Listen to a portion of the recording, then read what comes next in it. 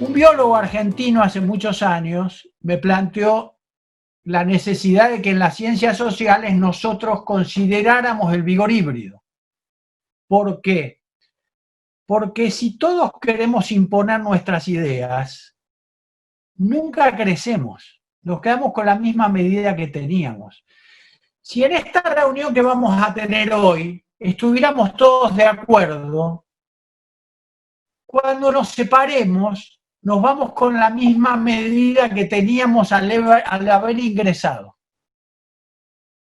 Si en esta reunión hay alguien que piensa de una manera y otro piensa de otra manera, pero siempre con un fundamento, no arbitrariamente. Los que nos dedicamos al derecho, las cosas nunca son porque nos gusta ni porque nos parece.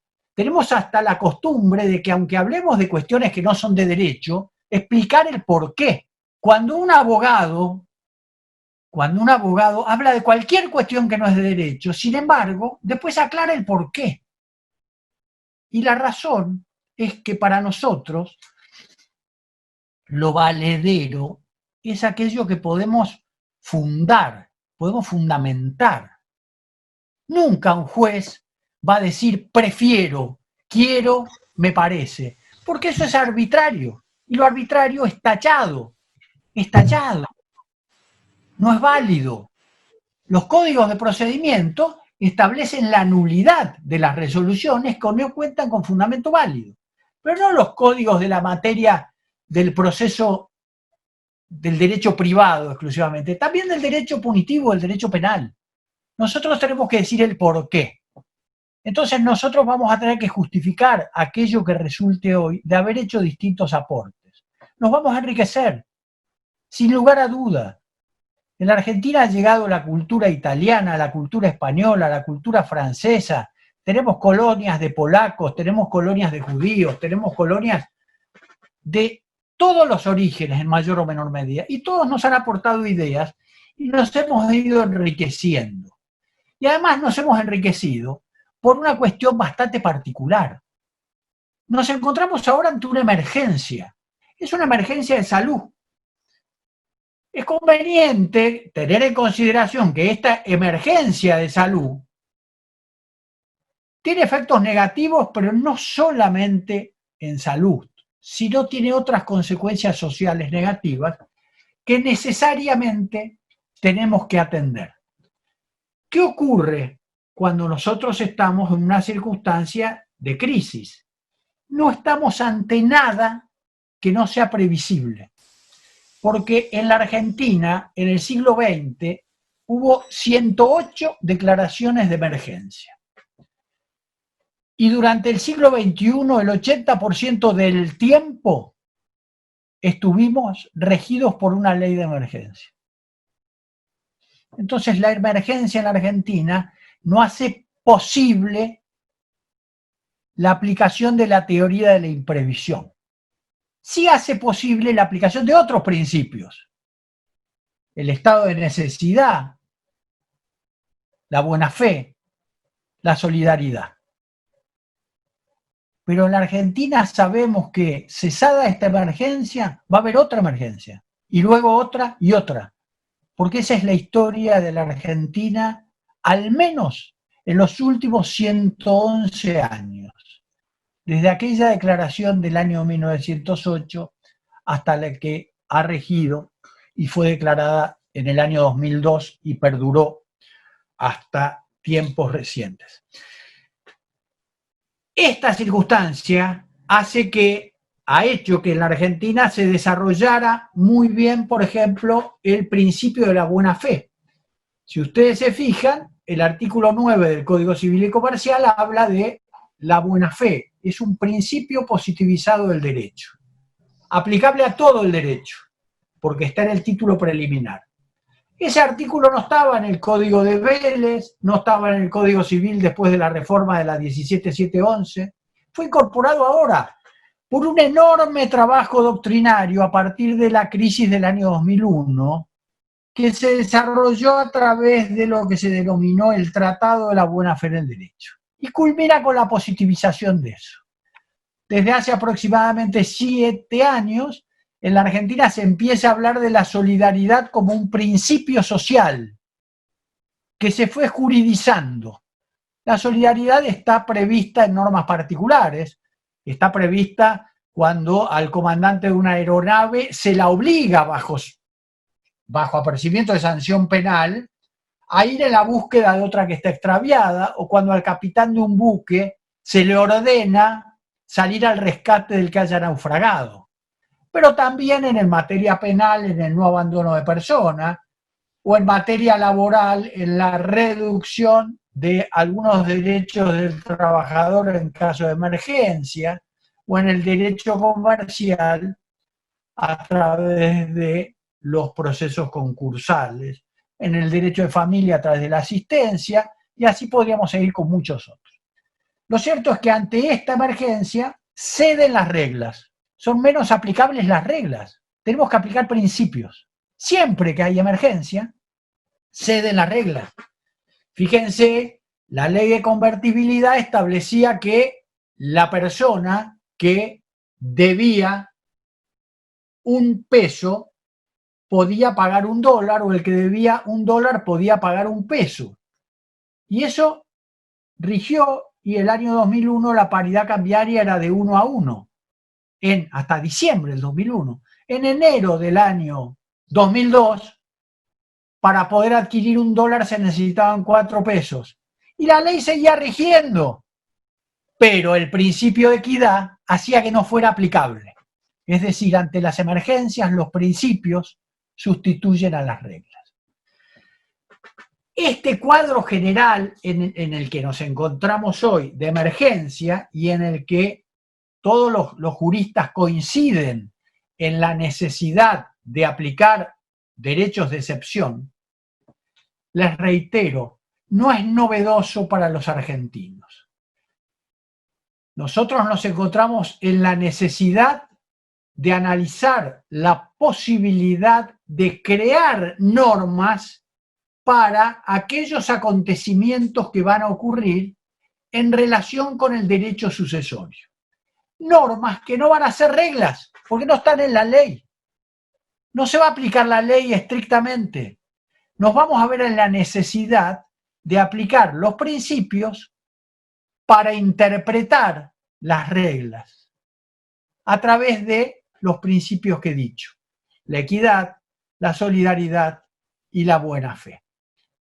Ocurre algo. Esto implica que el derecho argentino no está preparado para atender estas circunstancias de ninguna manera.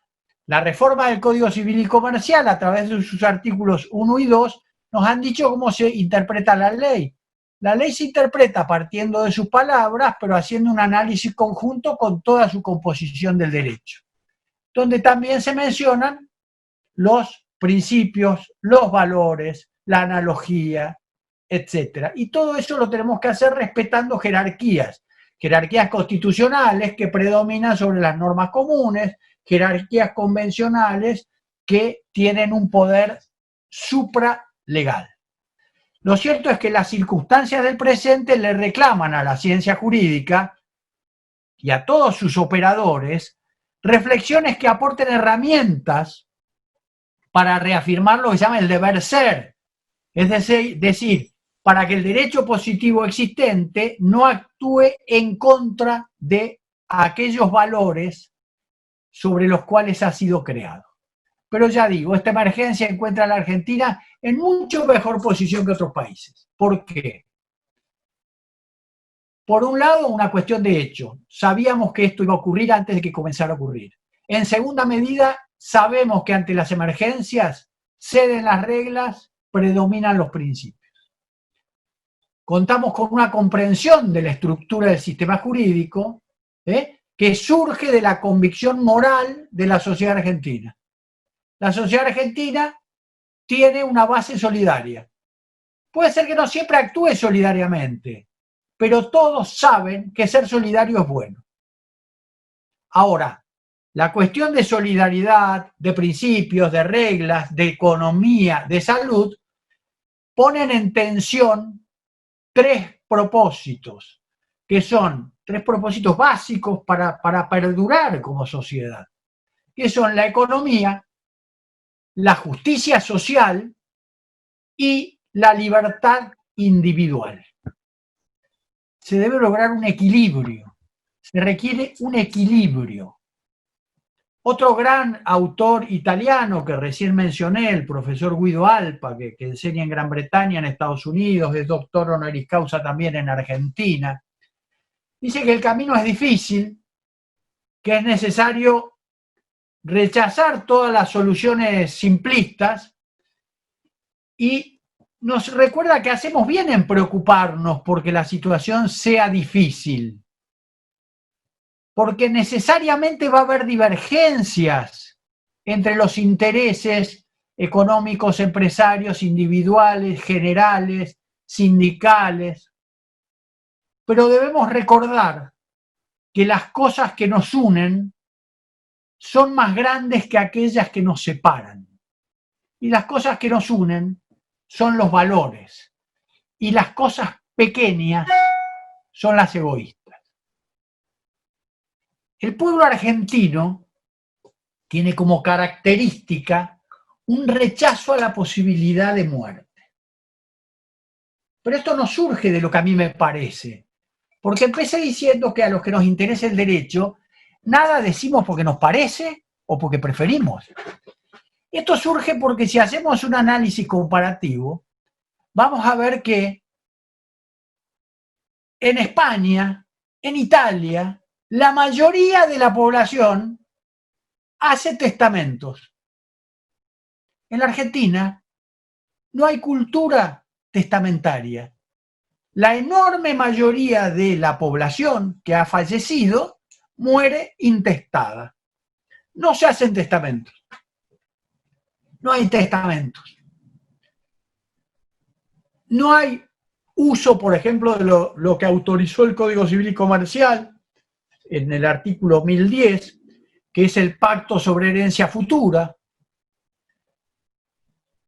Y nos encontramos ahora con muchas personas de edad avanzada a las que se les anuncian que integran un grupo de mayor riesgo en posibilidad de ver afectada su salud, con consecuencias incluso de terminación de su vida,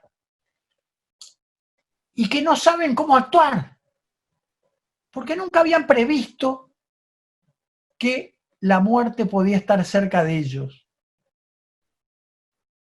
La cuestión es, ¿el derecho argentino está preparado para esta realidad que se le presenta a un porcentaje importante de la población argentina?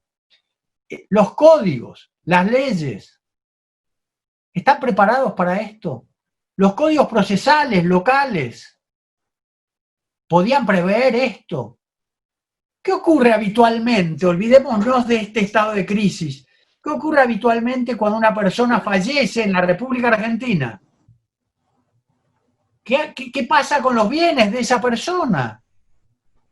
¿Quién continúa la vida de la persona y qué debe hacer para poder continuar la vida en aquello que hay una transmisión? Porque muerta una persona, todo se modifica. Todo se modifica. ¿Por qué todo se modifica? Porque algunas relaciones jurídicas se extinguen. Todo lo que son los derechos personalísimos se extinguen. Si estaba casado, ese vínculo matrimonial se disolvió por la muerte. Desaparece el nombre de titularidad de la persona, los derechos de la intimidad de esa persona. Eso desaparece, no se transmite. La transformación se provoca por desaparición. Pero todo lo que se transmite tiene una modificación de su sujeto titular. Entonces esto que era de titularidad de este señor no es más de titularidad de esa persona porque ese señor no existe más. Y puede ser que pase a ser de titularidad de otra. O puede ser una cuestión mucho más compleja, que pase a ser de titularidad no de otra persona, sino de otras personas. De otras muchas. Con lo cual, las relaciones de acreedores y deudores se diseminan. Una persona era acreedor de otra que fallece. Los herederos del fallecido tienen domicilios en distintas provincias de la República Argentina y alguno en el extranjero. Esta persona que para reclamar su crédito o para poner en estado de mora a su deudor tenía que dirigirse a un lugar determinado, ahora tiene que dirigirse a muchos lugares, con las complicaciones que esto acarrea.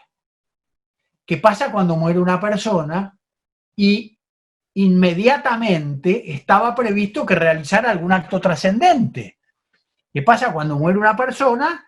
Y recuerdo un ejemplo que yo he puesto en alguna charla que he dado allá en la provincia de ustedes, donde decía, ¿qué ocurre si yo muero ahora?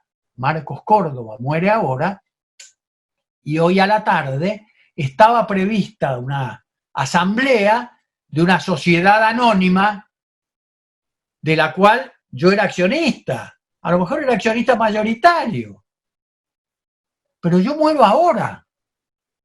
La asamblea se suspende, se realiza, no se realiza. ¿Qué pasa si yo muero ahora en la crisis? ¿Van a poder ir mis herederos ante un juez para pedir que declare la apertura de un proceso judicial sucesorio? Está dentro de las causas de excepcional, pero excepcionalísimas que están previstas para poder acudir a la judicatura en la actualidad. La muerte del titular del derecho. Puede ser que ustedes me digan, bueno, puede haber alguna relación jurídica que le correspondía a esta persona que fallece, que está dentro de esas excepciones muy estrictas. Pero no todas. ¿Va a poder ir mi viuda a pedir autorización para cobrar los créditos? ¿Va a poder ir a pedirle a un juez, desígneme administradora de la sucesión? Dicte una cautelar designándome administradora provisoria para que yo pueda cobrar aquello que es el sustento para la comida diaria, para pagar la educación de los hijos, los remedios. ¿Ustedes creen que los jueces van a proveer eso masivamente? ¿El derecho prevé esta situación? ¿Hay una respuesta en la ley ante esto?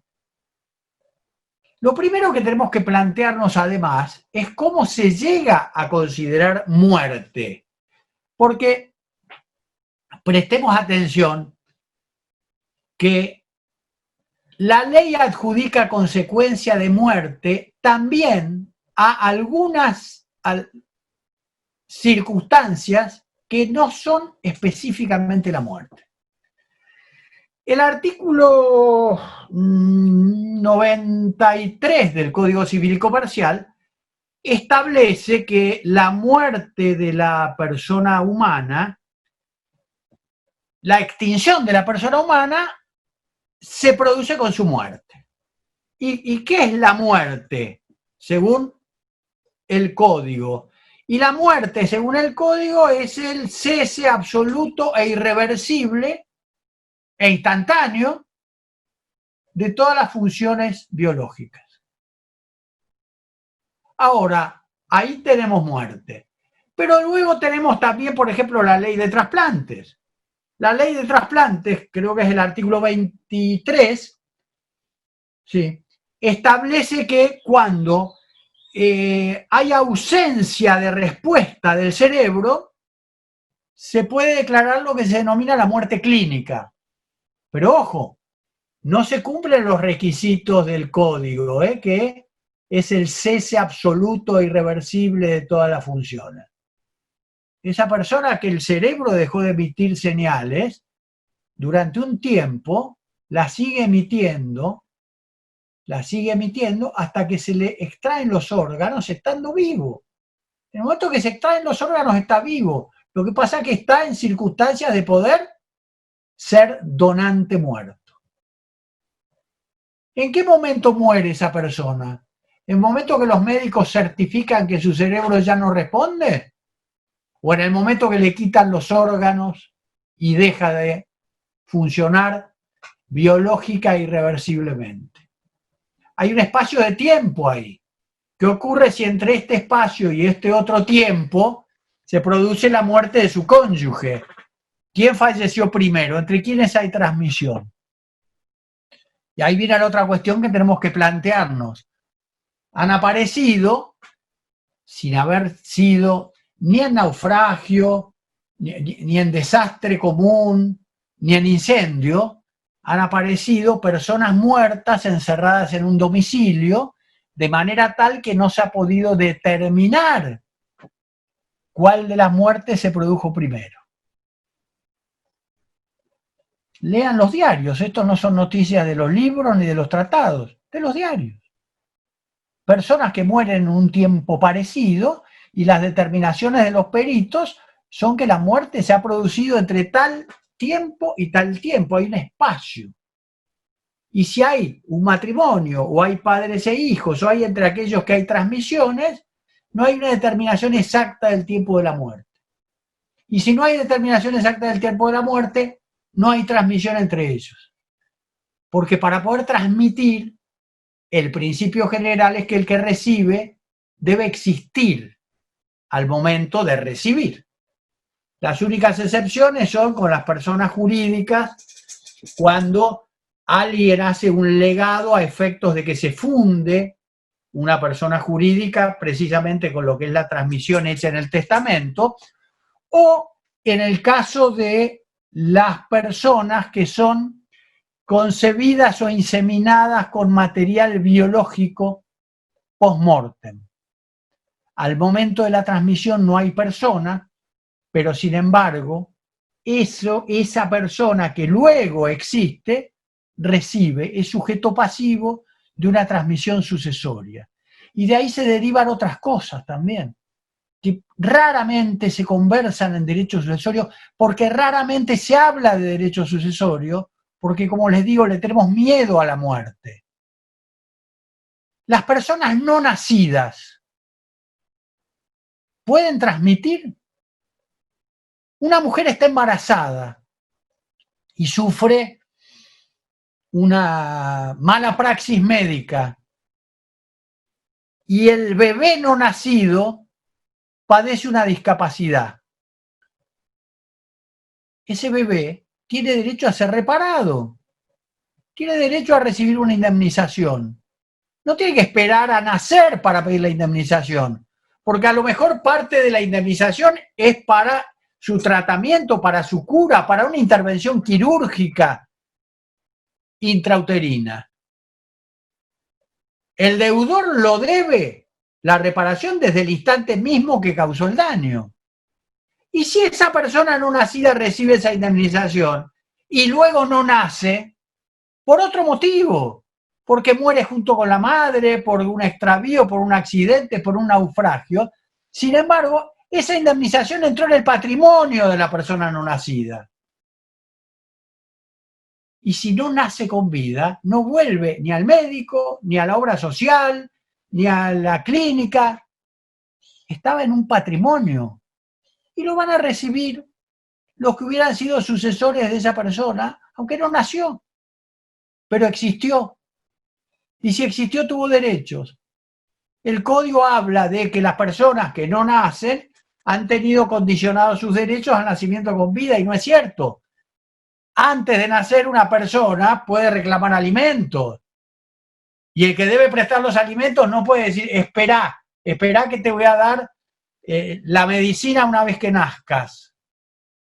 Son todas cuestiones que raramente los juristas nos planteamos y que hoy debemos plantearnos y que la ley argentina tiene resuelta y que nos preocupamos mucho por leer un autor, otro autor, y entonces discutimos y decimos, a ver, Belucci opina tal cosa, Borda opina tal otra, y cuando le tomamos examen a un alumno le preguntamos qué opina cada uno de los que existe.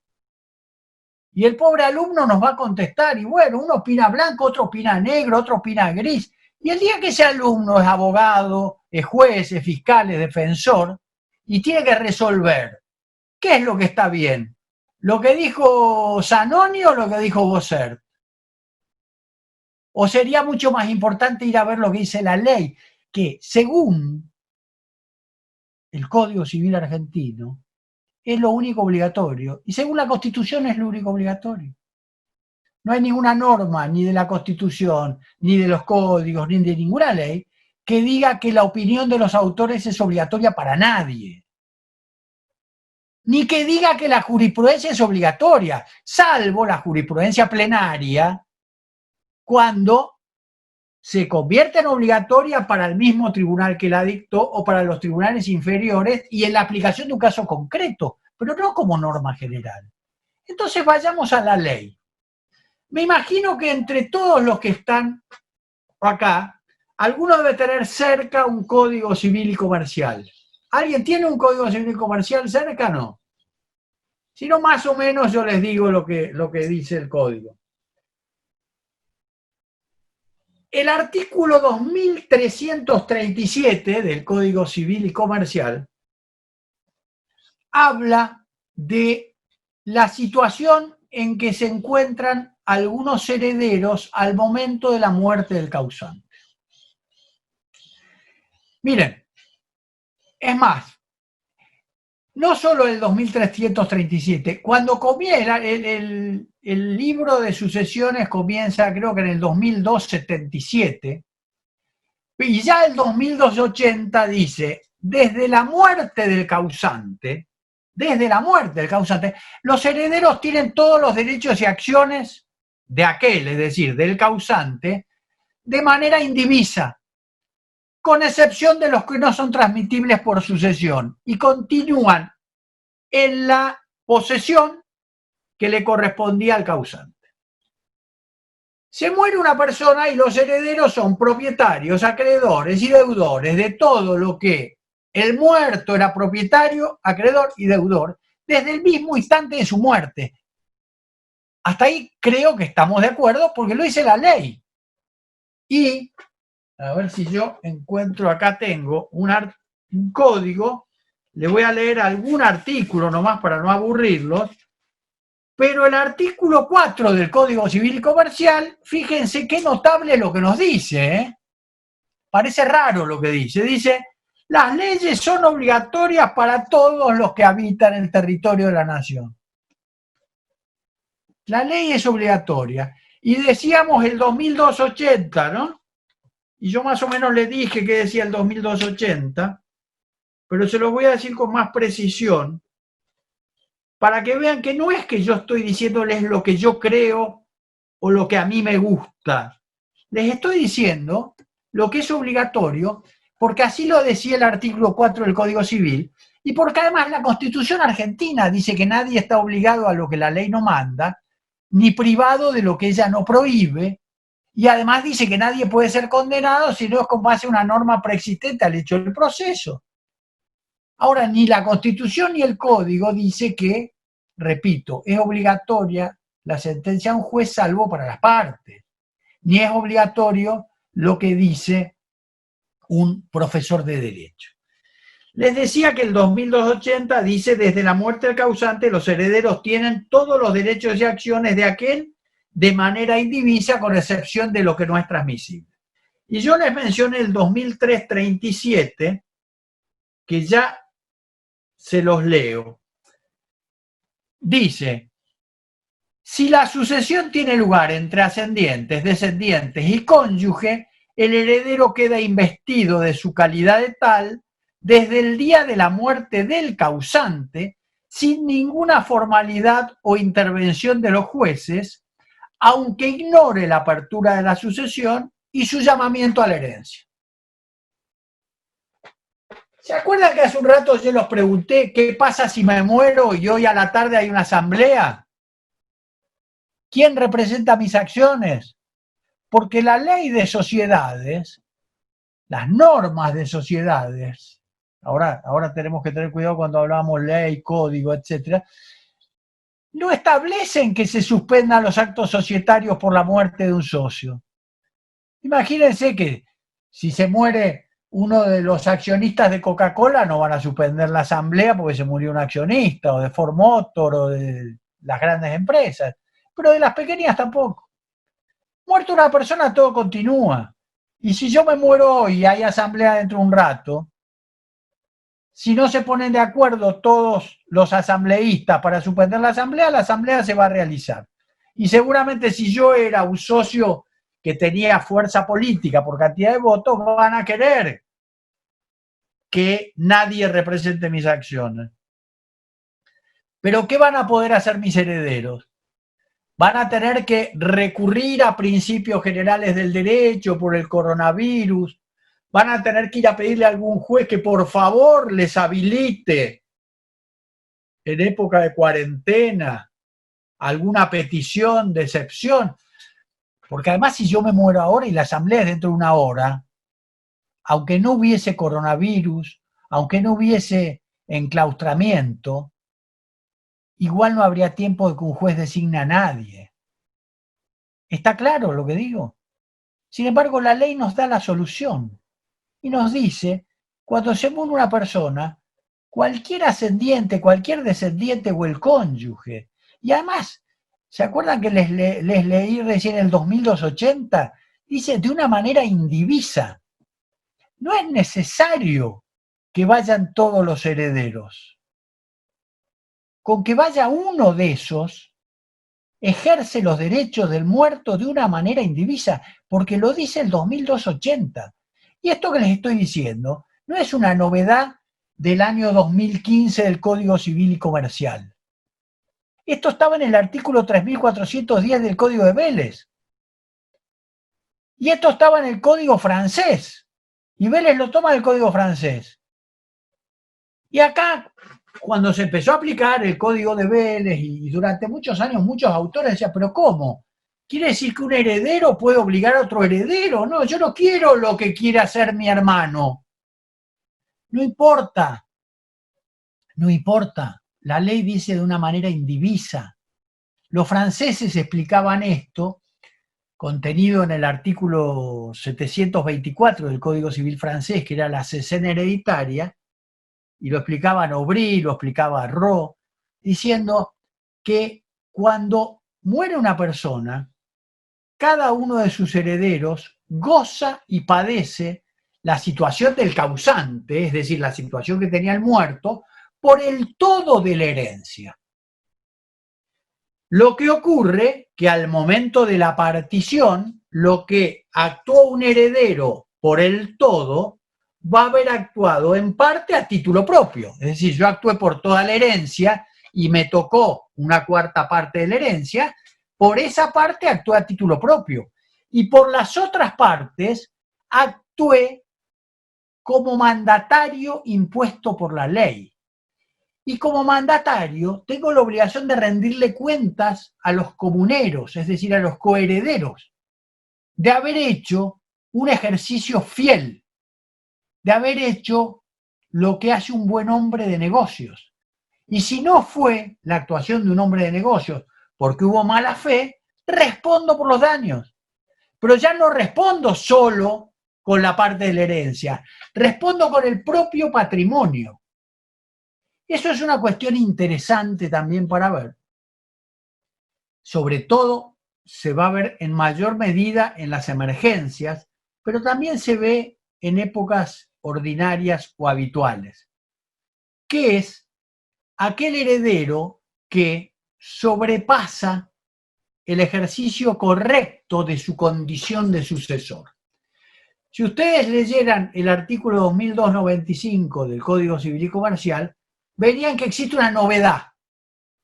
Aquel heredero que oculta o sustrae bienes de la herencia no tiene parte alguna en aquello que fue motivo de la sustracción o ocultamiento. Yo me animaría a preguntarle a todos los presentes si alguna vez alguno vio que se invocara esa norma. Sin embargo, no debe haber sucesión donde no haya algo que se ocultó.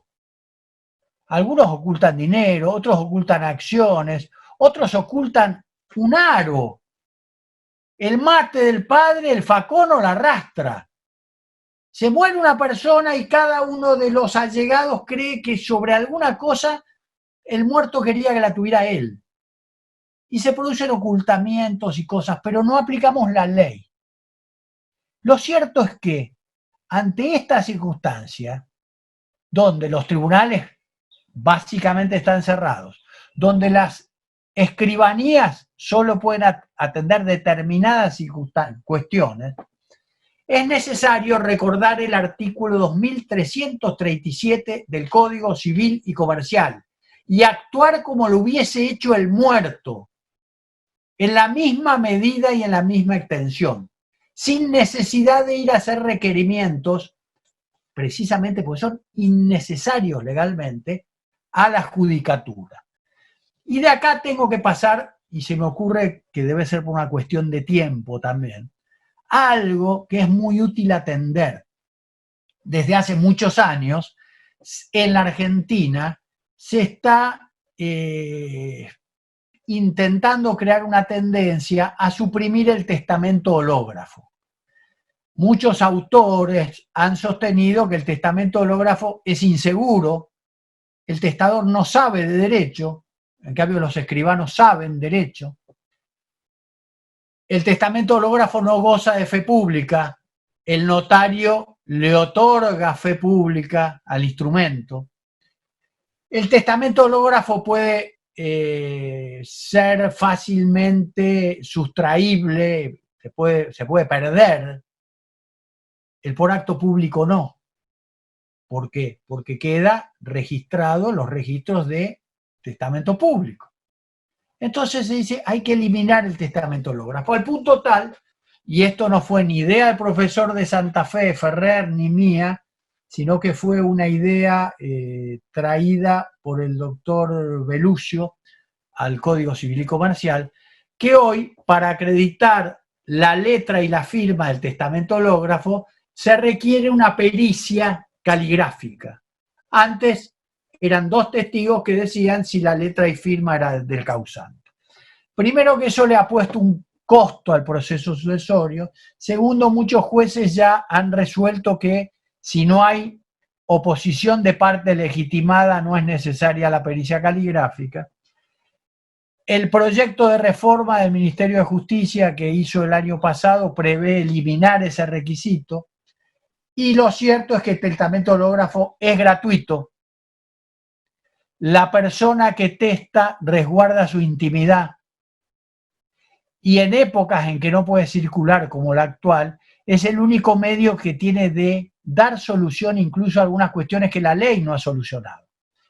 Hay muchas personas que se encuentran en lo que hoy se denominan las uniones convivenciales.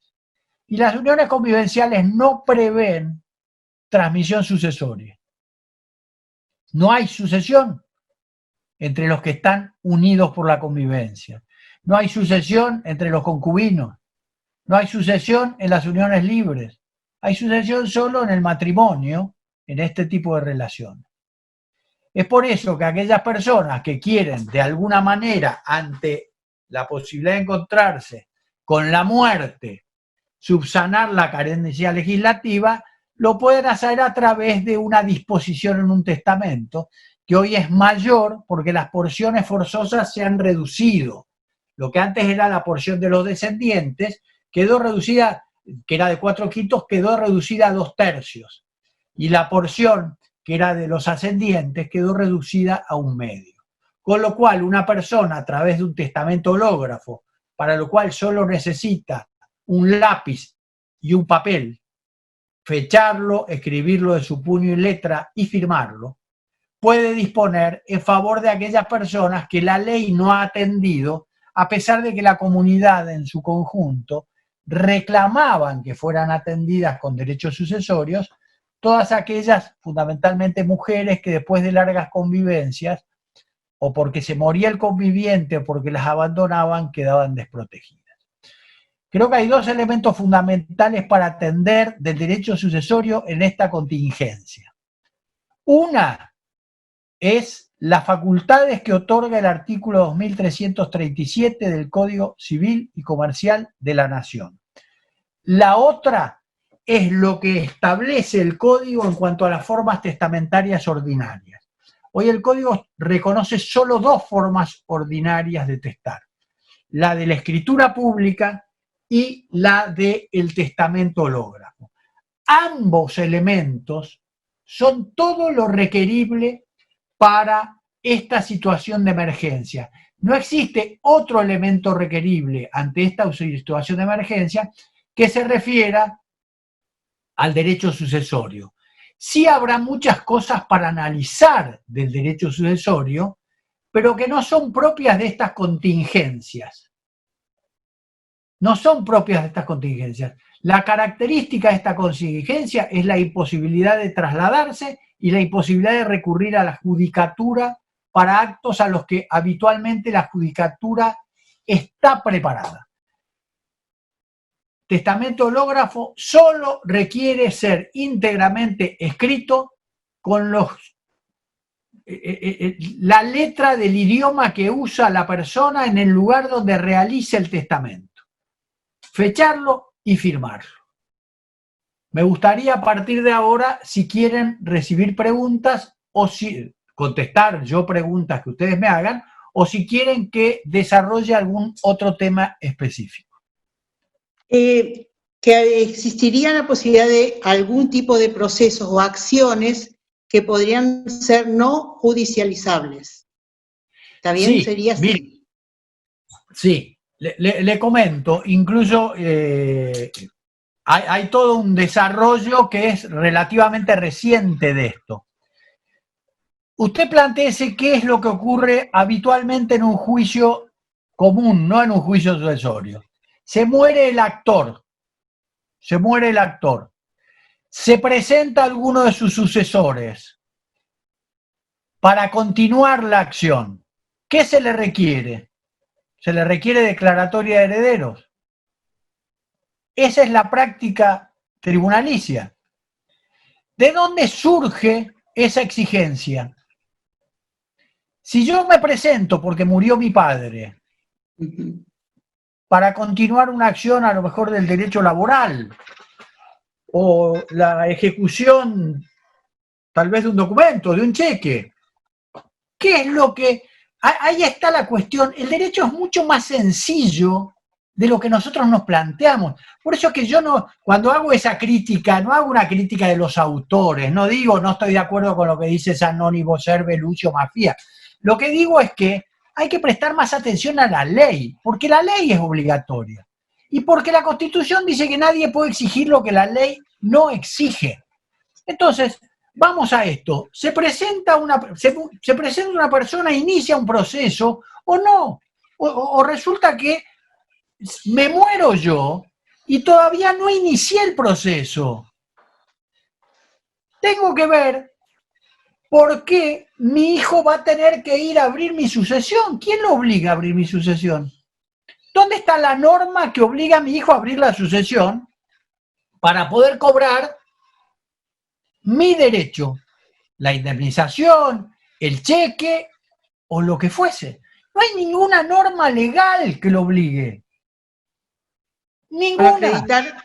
Con acreditar el fallecimiento y ser hijo. Tiene que acreditar, y eso lo acredita con instrumentos públicos, porque fíjense que lo va a acreditar con el acta de defunción y con la partida de nacimiento o con la libreta de matrimonio. Sí. Instrumentos públicos emanados del Estado. Y este es el sistema más seguro del mundo. ¿Por qué? Primero, miren, los españoles, los franceses trataron de sustituirlo por una cuestión de modernizar el derecho. Y crearon lo que se llama el certificado de notoriedad. ¿Qué es el certificado de notoriedad? Se muere una persona y va el heredero con dos testigos ante un notario. Y los dos testigos manifiestan: fulano es notoriamente heredero de Mengano. El notario certifica eso y con ese título dado por el notario en base a la declaración de dos testigos, la persona ejerce todos los derechos del muerto. Es decir, el origen de la prueba es la declaración testimonial, la más débil de las pruebas existentes en el derecho. En cambio, en la Argentina el sistema es con instrumentos públicos el más seguro de los elementos probatorios porque gozan de fe pública. Entonces, sin embargo, vamos ante un juzgado y yo no estoy criticando a quienes lo hacen, porque la costumbre es parte de nuestro comportamiento. Y esto surge de la costumbre de los tribunales. Los tribunales, pero no estoy hablando de los tribunales de una zona o de una región, le estoy hablando de todo el país. Los tribunales de todo el país, salvo excepciones, exigen declaratoria de herederos para continuar las acciones, en contra de lo que dice la ley. Y la ley no se refiere a continuar los procesos judiciales, ¿eh? La ley lo que dice es, pero mire, ya lo decía el artículo 3410 del Código de Vélez. Yo estoy en mi casa ahora, así que no tengo acá demasiado libro para recurrir. Pero ya lo decía el artículo 3410 del Código de Vélez. Decía que cuando existen ascendientes, descendientes o cónyuges, cada uno de ellos continúa, tiene todos los derechos y todas las acciones. Pero pasa algo que después en los hechos los abogados me plantean, doctor, pero ¿sabe qué pasa? Supongamos que se muere una persona. Entonces va el hijo al banco y dice, mire, acá tengo la partida de función, acá tengo el acta de nacimiento, se venció el plazo fijo que era mi papá, deme la plata. El banco me va a decir que no. Es cierto que el banco le va a decir que no. Seguro que le va a decir que no. Ahora, ¿qué pasaría si hubiera ido directamente la persona si no hubiese muerto y el banco le hubiese dicho que no? Supongamos que a mí se me vence el plazo fijo, estoy vivo, voy al banco a cobrar y el banco me dice, no, mire, no tengo tanto efectivo, venga más tarde, hoy no tengo plata. ¿Qué haría yo? Trataría de dejar prueba de que el banco se negó a pagarme para ponerlo en mora. ¿No es cierto? Y a partir de ahí el banco tendría que resarcirme en caso de que yo tenga un daño, pero o al menos darme los intereses que produciría la plata. Pero para eso lo tengo que poner en mora. Y así como lo puede poner en mora el titular del derecho, lo puede poner en la misma situación el heredero, según lo que dice el 2337, pero nadie lo hace. Cuando yo planteo el ejemplo de la asamblea, la gente me dice, no, pero no me van a dejar entrar. No lo dejan entrar, agarra lápiz y papel, consigue 2 testigos que ponen que no lo dejaron entrar y tiene la prueba para poder plantear la nulidad de ese acto societario. O llama a un notario para que diga que no lo dejaron entrar y plantea la nulidad del acto societario. Ahora, si yo no fui y no dejé prueba de que no me dejaron entrar, no lo voy a poder plantear. Y si por ahí los otros socios resolvieron algo que me perjudica, yo voy a tener que aceptarlo porque yo lo convalidé. Entonces tenemos que aprender a usar la ley. El 2003-37 dice, aún sin necesidad de requerimiento a los jueces. Lo dice expresamente, pero no lo usamos. No lo usamos. Y vamos y le pedimos cosas a los jueces, y los jueces a su vez después están sobrecargados por hacer tareas que no les corresponden, que no se necesitan. Es contrario a los intereses de los jueces, contrario a los intereses de los particulares. ¿Se entiende la idea? Sí, sí. Doctor, sí, acá me dejaron una pregunta en el chat, no sé si es oportuna todavía, dice el doctor Luis Sebastián, me gustaría saber si puede explicarnos el artículo 1010, o sea, 1010, respecto a la herencia futura y respecto al 2004-37 que excluye como heredero al ex cónyuge divorciada por sentencia judicial que así lo ordena por culpa del causante, porque la excluye y porque prevalece la idea de derecho en expectativa ante un derecho adquirido. Muchas gracias. Yo leí textual la pregunta. Mire, el artículo que menciona usted, el 2447, el artículo 2447 tiene el siguiente texto. Ahora le explico también lo del 2010. Pero el 2447 lo que dice es que el testador no puede imponer gravamen ni condición alguna a las porciones legítimas. Si lo hace, se tiene por no escritas. No se refiere a la pérdida del llamamiento. La pérdida del llamamiento no existe más como una consecuencia de la culpa del divorcio, porque no existe más culpa de divorcio. No hay más culpa de divorcio. No hay culpables o inocentes. Antes, una de las sanciones que preveía para el responsable del divorcio era la pérdida del llamamiento sucesorio y se mantenía el llamamiento sucesorio para el inocente. No rige más eso. En cuanto al artículo 1010, es más, hoy se pierde la vocación sucesoria aún sin divorcio. La separación de hechos sin voluntad de unirse ya la provoca para ambos, con independencia de culpas.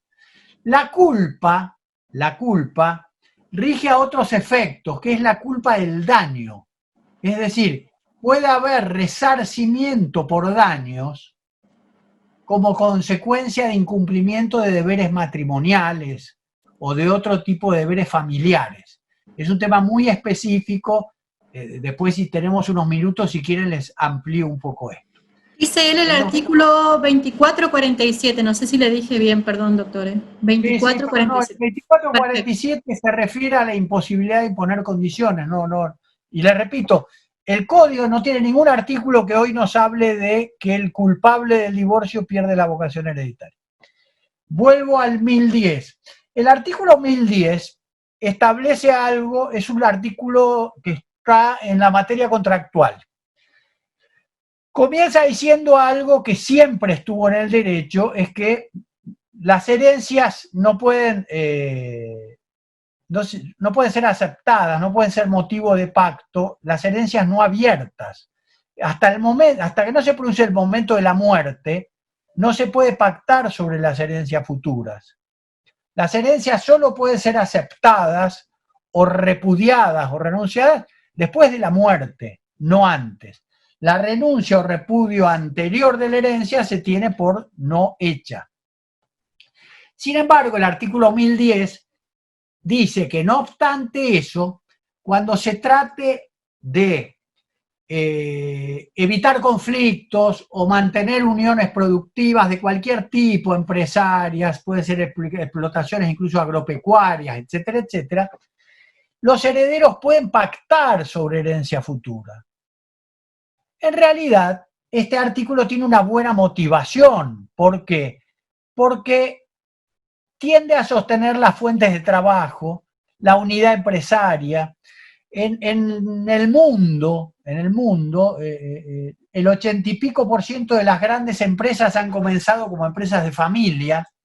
Varía un poco el porcentaje. En la Argentina es el 82%, en Alemania el 88%, en Estados Unidos el 83%.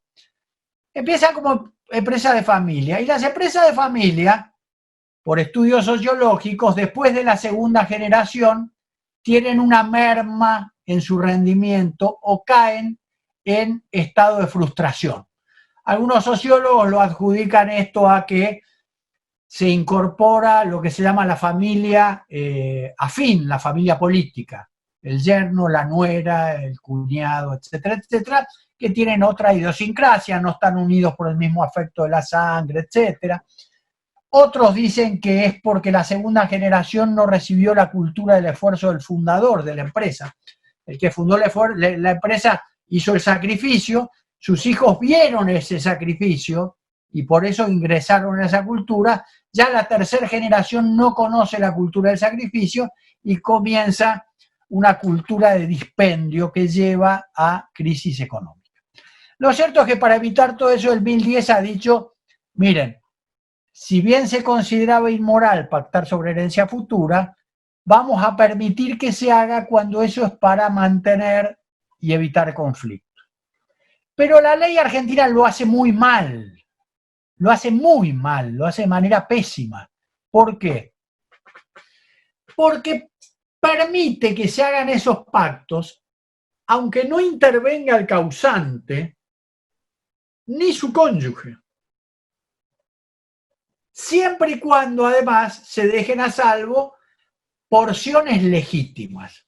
Yo les voy a ejemplificar esto llevado a la práctica. Esto es ley, esto se puede hacer. Cualquiera de nosotros puede pactar sobre herencia futura. El tema es ver cuál va a ser la utilidad de ese pacto. Yo pacto sobre herencia futura respecto de con dos de mis hermanos y no participa ni el causante ni el cónyuge, y después de que hicimos el pacto, el causante hace un testamento. ¿Qué va a prevalecer, el testamento o el pacto? Va a prevalecer el testamento, porque al momento de hacerse el pacto, el titular de los derechos es el que luego fue el causante de la sucesión. ¿Qué pasa si pacta sobre herencia futura 3 de los hijos y uno dice yo me quedo con el campo, el otro se queda con el local y el otro se queda con la casa, y a nuestra hermana le dejamos el dinero que está en el banco? A lo mejor el dinero que está en el banco cubre su porción legítima, pero aquel de los herederos que no participó del pacto dice no, yo tengo derecho, tengo una preferencia, tengo una atribución preferencial por sobre determinados bienes, o yo tengo interés en uno de los bienes que se adjudicaron ustedes. ¿Por qué ustedes van a tener un derecho superior al mío? Porque pactaron entre ustedes. ¿Qué pasa si se hace el pacto sobre herencia futura y luego se ofende el causante? Dicen, sí que hicieron un pacto sin que yo intervenga. Ahora van a ver. Vende los bienes, se deja ejecutar. En definitiva, el pacto, en todos los países que está establecido, Italia, Suiza, Alemania, es con participación del causante y con participación del cónyuge cuando es en países donde el cónyuge es heredero, porque no en todos los países el cónyuge tiene llamamiento hereditario, pero en los países donde es heredero participa. Llevado esto a que lo mío tenga alguna utilidad. El pacto sobre herencia futura es muy útil, pero la mayor utilidad la puede tener en la medida que participen todos los coherederos, el causante y su cónyuge. Aclaro, no siempre es posible saber quiénes son todos los coherederos. Conocen bien usted la aparición de herederos no desconocidos en muchas familias de la República Argentina.